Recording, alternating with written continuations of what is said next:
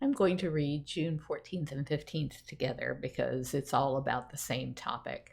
And I'm also going to be talking about some of the people at the FWC, but I want to make it clear that the commissioners, all but one of them, has changed since this was written.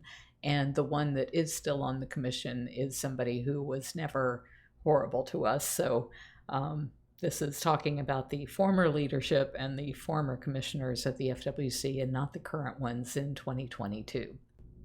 June 14th, 2017. Spoke with Jessica Speart today about writing a thriller on the big cat crisis. Kiz introduced us by email yesterday, and we started the conversation by phone today. She's coming to Florida August 4th through 11th to see firsthand some of the nasty roadside zoos to build out her story. I created a Dropbox folder for her full of stuff that I know about the industry and the unsavory characters. Jessica says this about herself. I began as an investigative journalist with a focus on wildlife law enforcement, endangered species issues, and the environment. I created my sleuth, U.S. Fish and Wildlife agent Rachel Porter, after years of investigating wildlife and drug trafficking crimes for publications such as the New York Sunday Times Magazine, National Wildlife, Travel and Leisure, Mother Jones, Audubon, Wildlife Conservation, Animals, and E! Magazine. Then something strange happened. I discovered that truth is stranger than fiction. I learned about a 3-year undercover operation that resulted in the arrest of the world's most notorious butterfly smuggler. The story was so dark and twisted that I was fascinated by it, but I didn't want to stop there. I decided I had to meet the smuggler himself. That's when my book, Winged Obsession, took on a totally unexpected element. Prior to writing, I worked as an actress on everything from off-Broadway to commercials, industrials, and soap operas. June 15th, 2017. This is an email I sent to Jessica Speart. I emailed Brittany, told her a bit about you, and asked her to call or email you. I'm guessing that's Brittany Pita. In the Dropbox folder, I created a new one called Stories. I found one from 2011 where, and this is somebody who, I don't know if they're still at the FWC or not, so I'm just going to call them the officer. I found one from 2011 where the FWC officer was talking about the lack of interest in prosecuting some of the bad guys. I am always surprised when reading these accounts how much I've forgotten. I was looking for background on Susan Aronoff Bradshaw of Zooville, and I just checked sunbiz.org to see if I could verify her being on the board of some of the others or vice versa, but I don't see it. Susan Aronoff was a volunteer at our place, which used to be called Wildlife on Easy Street. We changed the name in 2003. From about 1995 until 2001, she was in her mid-30s and had never left home. She shared a condo with her parents, and on a whim, in 1996, decided to buy a lion cub. She kept him in her room for a few weeks before begging me to let her bring him to the sanctuary. She and my late husband had something of a love-hate affair, and in 1996, I think, he banned her from the property. She took her lion, Judah, to stay with Vernon Yates. My husband, Don Lewis, disappeared in 1997. Sometime after that, Susan asked to come back as a volunteer and bring Judah, and I let her. By 2001, I had sent her packing, though, when I found she was charging people to come hand-feed the 5-year-old lion. That was a huge liability risk, and she was causing a lot of drama for my daughter and I, and amongst the volunteers. Susan took Judah back to Vernon Yates. Later, she married and got her new husband, Bradshaw, to set her up as a zoo. I've never been there, and she's not open to the public, although her website indicates that she will take people on a tour by reservation. I don't think many people go there because I almost never hear anything about the place. The little I have heard sounds very much like the neglectful Susan I knew. She's taken every opportunity to smear my name in the press and to make people think I killed Don.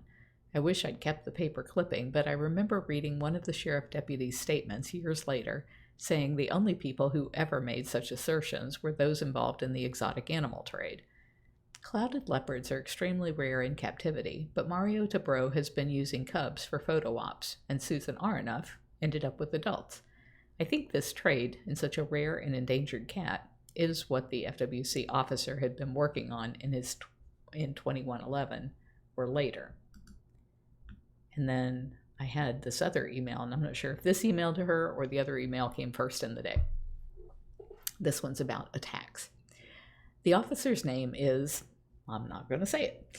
He was an FWC inspector for many years and saw the horrific conditions and rampant dealings going on, but he had his hands tied because the Florida Wildlife Commission's not elected. They are appointed by the governor. They have always been a panel of 10 or so hunters and developers. They say their power is from the Florida Constitution, but we know they are wrong and have been planning to attack that position. We just have to be careful because I believe that if they know I'm the one doing it, that could mean all of our cats being killed or seized or sent to hellholes around the state for some fabricated citation. The FWC's stated mission is to protect and serve, but they only protect their right to kill animals and preserve that right at all costs. Most of the physical attacks on me have happened while trying to speak up for animals at the FWC meetings. For the most part, they turn a blind eye to it. In one case in particular that leaps to mind, is where I was walking down a long hall to a set of double doors where the FWC was holding a stakeholder meeting. That is usually a crowd of hunters and fishermen lobbying for more ways to kill animals, and then me or 2 or 3 other women who would attend to oppose the land grabs and free-for-all hunting regs. There would always be a lot of intimidation at those meetings, but this time was worse. Coming down the hall behind me this time was Vernon Yates. He was a trapper that the FWC would call on to pick up any kind of nuisance animal or for any seizure of illegally kept exotics. Vernon Yates would then reportedly sell those animals back into the pet trade, or it was rumored he would feed them to his growing collection in his backyard. His yard was less than 2 acres and borders a grade school playground. He had something like 75 big cats, bears, and other exotics there at the time. I was there to ask for a ban on the private possession of exotic cats. Vernon Yates was there to make sure that no ban took place. He is a violent man and has physically attacked me twice. I forget if this was the first time or the second. Both were at FWC meetings. At any rate, I was gathering up all of my courage to go through those double doors, knowing that I would be greeted by a room full of hostility. I didn't hear him come up behind me and lunge for me just as I lunged into the room. He yelled some obscenities in mid-leap as the door burst open. On the other side, FWC officers leaped to their feet and went to draw their guns, pointing them at the door. It was kind of a Barney Fife moment, I recall. When they saw it was just me being attacked by their buddy, Vernon Yates, they reholstered them and sat down. Fortunately for me, Vernon Yates was so startled by the guns in his face, or the fact that all eyes in the room were on him, that he dropped practically in midair. He then just found a seat, cursing and swearing at me the whole way. I had only suffered shock and a little bit of hair pulling in the ordeal. I would often stand through these 3-day-long meetings with my back against the wall, just so that I wasn't forced to sit in the midst of a couple hundred of people who would rather see me dead than there. There were times that I hired security to watch over me, and other times that the venues told me they didn't want me there if I needed to hire security. I learned to not alert venue staff that there could be a shootout because I couldn't attend the meetings if I did. Circa 2005, the other time Vernon Yates physically attacked me was at an evening meeting of the FWC where the topic was feral cats. I can only guess why Yates was in favor of shooting feral cats, which is what the FWC was proposing, adding ferals to the list of species you could hunt. Naturally, I was there to oppose it and had brought a van full of volunteers from the sanctuary to speak out against hunting cats. After the meeting, the 6 or so of us from Big Cat Rescue were walking across the lawn to the parking lot. One volunteer, a doctor's wife named Barbara Frank, was walking a few steps behind me. She had had her own encounter with Vernon Yates a while back when he was transporting a tiger on a flatbed across the Courtney Campbell Bridge. It was dark, but she recognized him this night as he burst from the darkness, flailing at me from behind. She's got to be 10 years older than me, so at that time was mid-50s, but she jumped in between me and my attacker and took the full force of his 250-pound frame. I spun around at the impact to see Vernon Yates and Barbara being joined by another huge burly figure. That guy turned out to be circus owner Lance Ramus. At first, I wasn't sure what was going on. We are no friend to the circus, but I had business dealings with Ramus. I had hired him to help us move some tigers from a closed facility to Big Cat Rescue before I had my own transport cages. We also bought meat from him because as much as I hated his work, I was able to inspect the beef he provided at his plant and could ensure its quality. No one else in that industry would let me see what went on behind closed doors.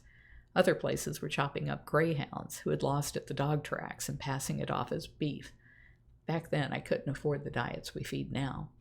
It became clear to me what Lance Ramos' intentions were as the brawl went on. He began just beating the snot out of Vernon Yates for attacking a woman from behind. In between blows, Ramos told us to get out of there before all hell broke loose, and we did.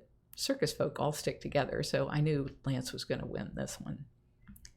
There have been dozens of times that Vernon Yates has hurled insults and obscenities at me, as have numerous other exotic cat owners. I'm pretty sure he's the one who defaced our sign, and he's led protests at our fundraisers.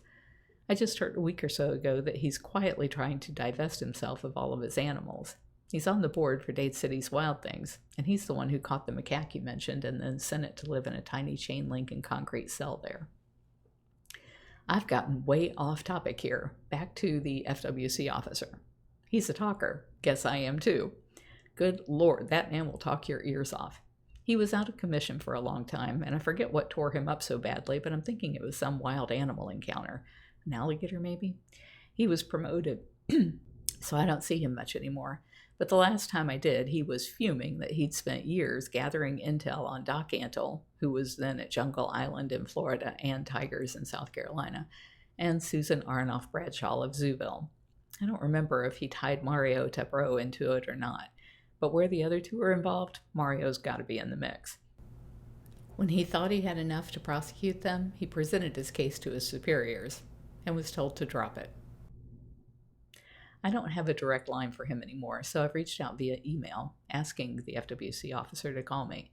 If he does, I'll ask him to call you, or we'll ask him if you can call him. If he doesn't call, you can try the main lines at the FWC and see if you can find him.